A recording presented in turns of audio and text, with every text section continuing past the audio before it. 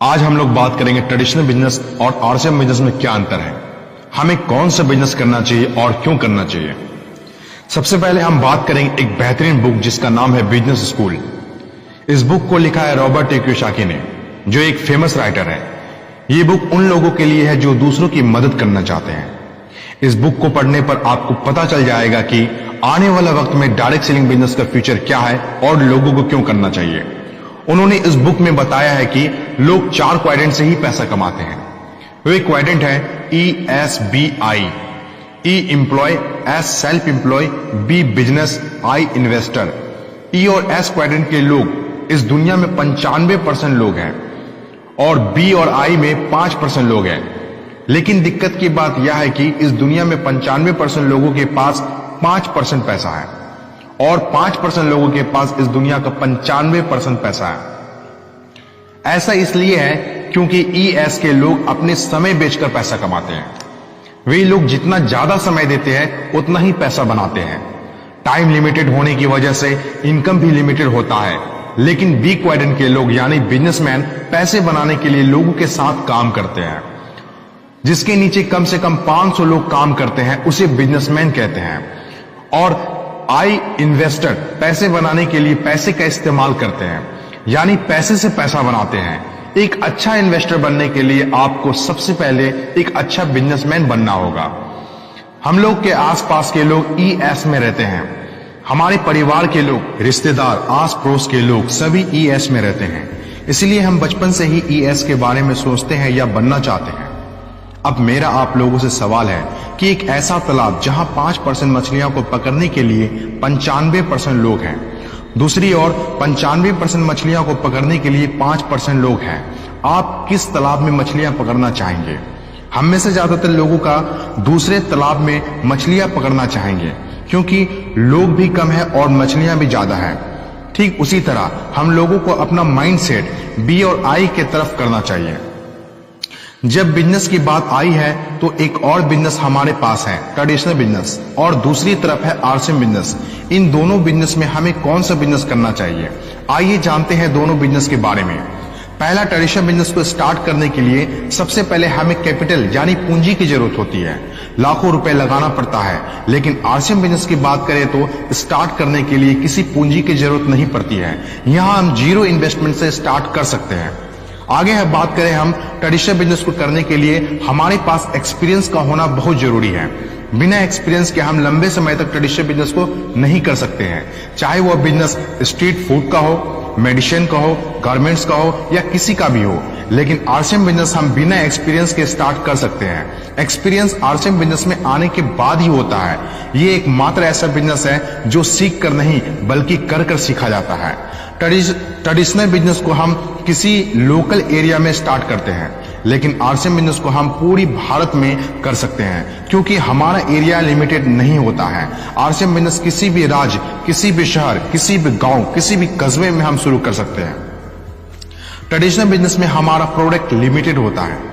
जैसे अगर हम शूज का बिजनेस करते हैं तो इसमें हम चावल नहीं बेच सकते हैं, मिठाई नहीं बेच सकते हैं, कपड़े नहीं बेच सकते हैं, कॉस्मेटिक का सामान नहीं बेच सकते हैं। लेकिन आरसीएम बिजनेस में प्रोडक्ट लिमिटेड नहीं है। यहाँ हर मंथ प्रोडक्ट बढ़ता जाता है, हर मंथ कुछ न कुछ लॉन्च होता रहता है। यहाँ आपको हर तरह के प्रोडक्ट मिलते हैं। यहाँ फूड, ग्रोसरी का, बेवरेज का, पर्सनल केयर का, होम केयर का, गारमेंट्स का, हेल्थ सप्लीमेंट का, स्टेशनरी का, कॉस्मेटिक का, मेंस एसेसरीज का, बेग एंड एग्रो प्रोडक्ट और भी बहुत सारे प्रोडक्ट हैं जो आपकी जरूरत का है, जिसे आप उपयोग में रोज लेते हैं। ट्रेडिशनल बिजनेस में हमारा एरिया लिमिटेड और प्रोडक्ट लिमिटेड होने की वजह से हमारा यहाँ कस्टमर भी लिमिटेड होता है। लेकिन आरसीएम बिजनेस में ना ही हमारा एरिया लिमिटेड है और ना ही प्रोडक्ट लिमिटेड है, इसीलिए यहाँ हमारा कस्टमर भी लिमिटेड नहीं होता है। ट्रेडिशनल बिजनेस में हमारा एरिया, प्रोडक्ट, कस्टमर लिमिटेड होने से हमारा इनकम भी लिमिटेड होता है। लेकिन आरसीएम बिजनेस में ना ही एरिया लिमिटेड है, ना ही प्रोडक्ट लिमिटेड है और ना ही हमारा कस्टमर लिमिटेड है, इसीलिए यहाँ हमारा इनकम भी लिमिटेड नहीं होता। ट्रेडिशनल बिजनेस में एक्स्ट्रा खर्चा भी होता है, जैसे electricity bill, tax, staff, decoration, gift और ऑफर का खर्चा होता है। लेकिन आरसीएम बिजनेस में कोई भी एक्स्ट्रा एक्सपेंसेस नहीं होता है। ट्रेडिशनल बिजनेस में आपको 100% रिस्क भी लेना पड़ता है और कहा भी जाता है कि 95% से ज्यादा ट्रेडिशनल बिजनेस बंद हो जाते हैं। लेकिन दूसरी ओर आरसीएम बिजनेस में 0% रिस्क होता है। ट्रेडिशनल बिजनेस में आपको 8 से 10 घंटा काम करना पड़ता है, लेकिन आरसीएम बिजनेस में आप रोज के 1 से 2 घंटा भी काम करें तो भी बहुत है। ट्रेडिशनल बिजनेस में आपको खुद ही काम करना पड़ता है, लेकिन आरसीएम बिजनेस को पूरी टीम मिलकर काम करती है। कोई भी मुश्किल से मुश्किल काम बेहतर और अच्छे ढंग से हो जाता है जब पूरी टीम साथ में काम करती है। ट्रेडिशनल बिजनेस को करने वाले के पास अपने फैमिली के लिए टाइम नहीं होता है, भले ही पैसे हो जाए लेकिन उसके पास समय नहीं होता है। लेकिन आरसीएम बिजनेस करने वाले के पास अपने फैमिली के लिए ज्यादा से ज्यादा टाइम रहता है। वे अपनी जिंदगी को अच्छे से एंजॉय करते हैं। पैसे चला जाए तो दोबारा आ सकता है, लेकिन वक्त चला जाए तो कभी लौट कर नहीं आ सकता। ट्रेडिशनल बिजनेस में बहुत से टेंशन होती है, जैसे कि समय पर खोलना, समय पर बंद करना, माल मंगवाना, किसे कितना उधार देना है, कितना लेना है, कौन सा माल खत्म हो गया, बहुत कुछ देखना पड़ता है। लेकिन आरसीएम बिजनेस में ऐसा कुछ नहीं है। यहां एक बार अच्छे से टीम बना लिया और उसे मैनेज करना सीख लिया तो कुछ समय बाद आपके टीम के बहुत सारे लीडर हो जाते हैं। वे फिर अपना काम हैंडल करने लगते हैं और आप फ्री हो जाते हैं। आरसीएम बिजनेस एक टेंशन फ्री बिजनेस है। ट्रेडिशनल बिजनेस में बहुत सारी रिटर्न अकाउंट बनाना पड़ता है, लेकिन दूसरी ओर आरसीएम बिजनेस में ये सब काम ऑनलाइन मैनेजमेंट के द्वारा होता है। ट्रेडिशनल बिजनेस में रेसिडुअल इनकम नहीं मिलता है, लेकिन आरसीएम बिजनेस में रेसिडुअल इनकम मिलता है। रेसिडुअल इनकम वैसे इनकम को कहते हैं जो सालों साल बढ़ता चला जाता है। ट्रेडिशनल बिजनेस को जिंदगी भर रन करना पड़ता है।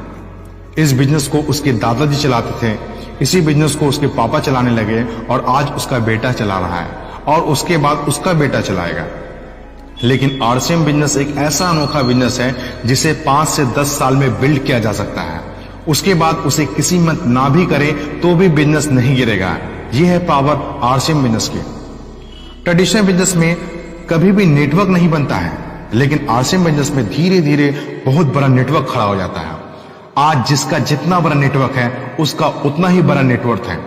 आज हम सब किसी न किसी नेटवर्क में हैं, चाहे वो जियो हो या एयरटेल, अमेजोन या फ्लिपकार्ट हो, फेसबुक या यूट्यूब हो, गूगल या इंटरनेट हो, डिश टीवी या टाटा स्काई हो, एफसी हो, गोदरेज हो, हिंदुस्तान यूनिलीवर हो, पतंजलि हो, मैकडॉनल्ड्स हो, नेस्ले हो, डाबर हो या एसबीआई बैंक ही क्यों न हो, सबने अपना एक बड़ा कस्टमर का नेटवर्क खड़ा किया है। इन सब ने ये कस्टमर का नेटवर्क खड़ा करने के लिए लाखों करोड़ रुपए इन्वेस्ट किया है। यही मौका आरसीएम आपको जीरो इन्वेस्टमेंट पे कस्टमर का एक विशाल नेटवर्क खड़ा करने का मौका देता है। ट्रेडिशनल बिजनेस में आपको एक्टिव इनकम मिलता है। एक्टिव इनकम वैसे इनकम को कहते हैं जब तक हम काम करेंगे पैसे आएंगे, काम करना बंद पैसे आना बंद। जैसे एक दुकानदार दुकान खोल रहा है, पैसे आ रहे हैं, दुकान खोलना बंद कर देंगे पैसे आना बंद। एक नौकरी करने वाला नौकरी पर जा रहा है, पैसे आ रहे हैं, नौकरी पर जाना बंद पैसे आना बंद। एक किसान खेती कर रहा है, पैसा आ रहा है, खेती करना बंद पैसा आना बंद। एक टीचर बच्चों को पढ़ा रहा है, पैसा आ रहा है, बच्चों को पढ़ाना बंद पैसा आना बंद। It's called active income. लेकिन आरसीएम बिजनेस हमें मौका देती है पैसिव इनकम कमाने का। पैसिव इनकम वैसे इनकम को कहते हैं जो काम करे एक बार, इनकम आए बार बार।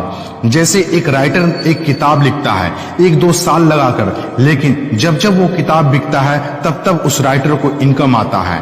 ठीक उसी तरह आरसीएम बिजनेस में 2-3 साल लगाकर आप एक टीम बनाते हैं और आपको पैसा आने लगता है। यानी काम एक बार, इनकम बार बार। It's called passive income. RCM business में पैसिव इनकम के लिए काम करना चाहिए, क्योंकि आज हमारा शरीर काम कर रहा है, पैसे आ रहे हैं। कल हमारा शरीर काम नहीं करेगा, पैसे नहीं आएंगे, तब क्या करेंगे? इसलिए हमें आरसीएम बिजनेस को बिल्ड करना चाहिए। इतना मेहनत करने के बाद भी ट्रेडिशनल बिजनेस में सिक्योरिटी जैसी कोई चीज नहीं है। आज आप जो भी कर रहे हैं, लेकिन खुदा न खास्ता आपका सड़क दुर्घटना में कुछ हो जाए तो आपके फैमिली को कौन देखेगा? अगर आपको कुछ महीने के लिए बेड रेस्ट ही मिल जाए तो आपका घर कैसे चलेगा? आपके जाने के बाद आपके फैमिली की कौन देखभाल करेगा? लेकिन आरसीएम बिजनेस में आप एक बार जबरदस्त टीम बना लेते हैं तो आपकी सिक्योरिटी लाइफ टाइम के लिए हो जाता है।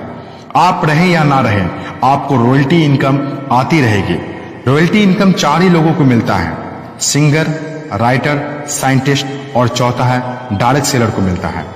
हर कोई सिंगर, राइटर या साइंटिस्ट नहीं बन सकता, लेकिन डायरेक्ट सेलर जरूर बन सकता है। अब आप अच्छी तरह से जान चुके होंगे कि कौन सा बिजनेस आपको करना चाहिए और क्यों करना चाहिए। अब मेरा आप लोगों से सवाल है, where would you like to type? आप कहां टाइप करना चाहेंगे, टाइप राइटर पर या कंप्यूटर पर? आप में से सभी का जवाब होगा कंप्यूटर पर, क्योंकि आप इसमें किसी भी तरह के डिजाइन, कलर या टाइप कर सकते हैं। ज्यादा ऑप्शन आपको कंप्यूटर पर मिलता है, जो कम समय में बेहतर रिजल्ट देता है। अब जमाना कंप्यूटर का है, ना कि टाइपराइटर का।